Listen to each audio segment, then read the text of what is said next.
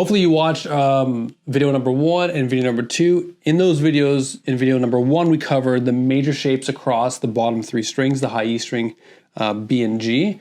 And just to refresh that quickly, we took this D shape and we learned that we can move it around, and that'll give us an E major arpeggio, F major, G major, A major, B major, and so on.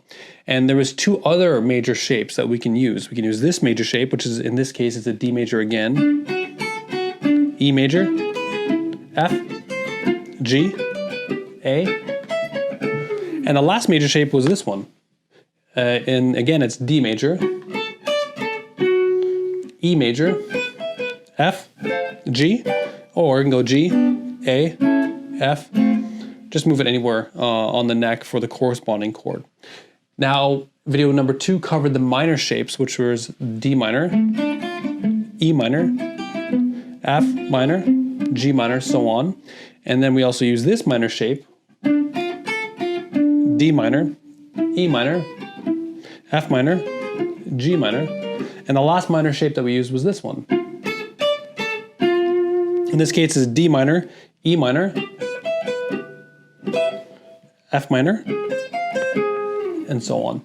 So we're going to be taking those shapes, so 3 major shapes and then 3 minor shapes, and we're going to be using them on a real backing track. So the backing track that I created has these chords. It has A minor, F major, D minor, and finally G major. And the idea, what we're going to do in this this example, is we're going to play the arpeggio, the corresponding arpeggio, whenever the chord is being played. So whenever the A minor chord is being played in the backing track, I'm only going to play A minor arpeggios. Okay, and then when it changes to F, I'm going to change to F arpeggios, and so on. After it goes through the whole progression, I'm going to change positions, and I'm going to play the A minor arpeggio and F arpeggio in this area of the neck, and then I'll move up to the next area of the neck, and that will cover all 3 shapes, all 3 majors and all 3 minors for all the chords. Let's try it out.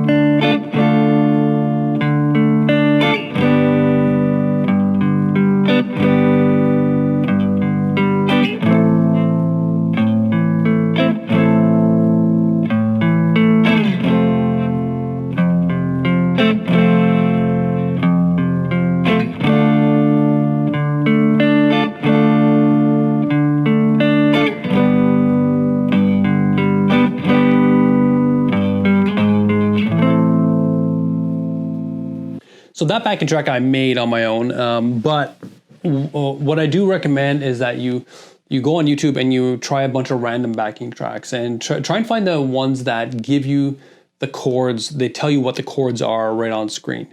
And that way you won't have to sit there trying to figure out what the chords are. Now you may come across a couple of exotic chords that you don't know what the arpeggios for them are. Just ignore those and only do arpeggios on the major and minor chords that you know. Try and find something as simple as possible, something slow to start off. Don't do anything very, very fast because you're not going to have time to get the arpeggio. And then what you're going to do is you're going to practice on the backing tracks in one position on the neck. So do all the arpeggios in one area. Like the example for mine, I can do them all here. A minor, F major, D minor, and then G minor, or G major. So learn one position and then move on to the next one. In order to do this, you will need to utilize all three shapes of the major and all three shapes of the minor. Now, it may sound a little like not like music yet. It sounds like you kind of want to go somewhere with the arpeggio, but we're not there yet. That's the next video. We're going to start making these arpeggios sound like music by adding in notes outside of the arpeggio. For this exercise, and it's an important step for you, is to make sure that you have the arpeggios memorized before you do anything else. Okay? Make sure you can get to them really quickly without thinking too much about it. And the next video will work on making them sound like music.